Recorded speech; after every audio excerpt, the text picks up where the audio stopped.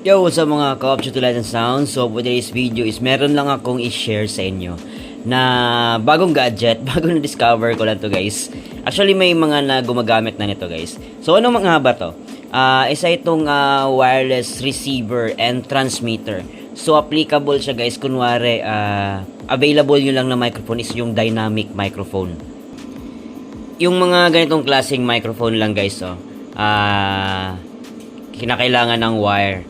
So, kung gusto nyong maging wireless microphone, gawa nga nang wala kayong wireless microphone, at saka ganitong klaseng microphone lang yung meron kayo.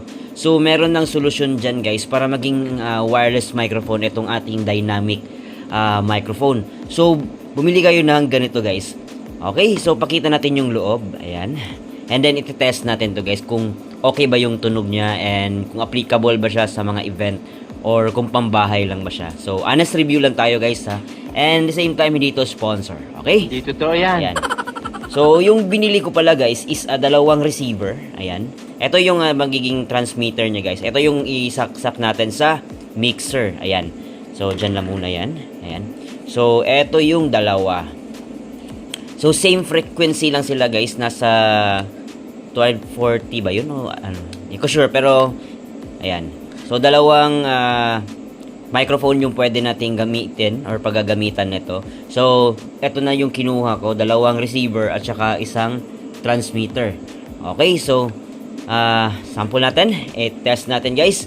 And then meron nga pala siyang charger guys ang cord eto.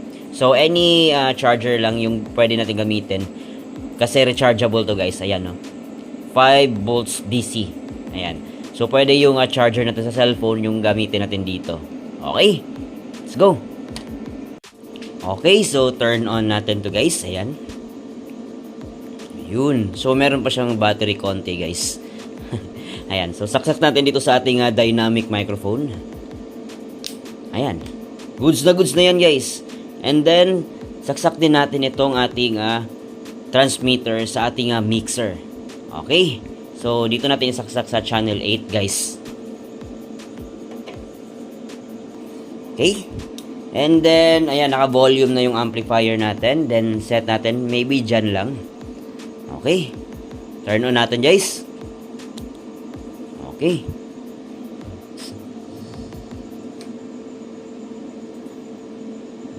Sound check. Check. Hello, sound check. Ayan. Ayan, guys, gumagana nga. Okay, lapit natin yung camera sa speakers. Ito yung speakers natin.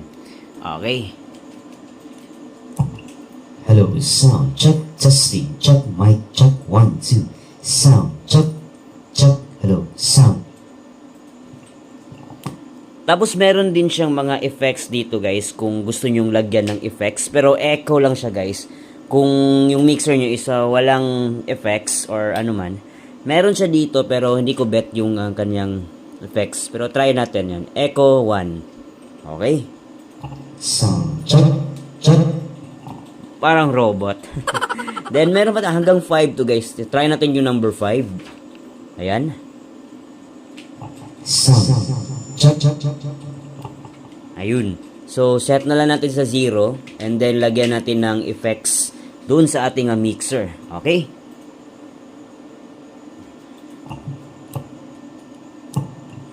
Sound check, testing, mic check, 1, 2, sound. Alright. So, yung transmitter din nga pala natin guys is meron din siyang adapter na ganito. Kasi, halimbawa, yung mixer nyo is PL lang siya yung line input niya. Hindi siya XLR. Ayan. So, pwede natin i-convert dito. Or yung mga party box na mga speakers guys, gaya ng mga JBL or yung mga ibang party box. Yun. Kadalasan kasi naka-PL sila. Ayan, so pwede natin i-convert itong ating transmitter to PL jack. So, lagay natin guys. Okay, so ganyan yung naging itsura niya guys. Okay, so try din natin kung ano ba yung magiging tunog niya. Okay, so saksak na natin dito sa mixer. Ayan, sa channel 8. Ayun. Ayan guys, so nakasaksak na siya sa channel 8 natin. Dito. Okay, so sound test natin. Hello, sound check. Check, sound check. Walang tunog guys. Troubleshoot ko muna, baka may ayusin lang natin. Ayun guys, so gumana na. Nasaksak ko pala sa insert. Dapat sa ayun, so sa insert ko pala nasaksak kaya hindi siya tumunog. Okay, so sound check tayo. Yung volume natin, lagay lang natin siguro dyan sa 0 dB. Ayan, naka-effects tayo guys ha. Okay, let's go.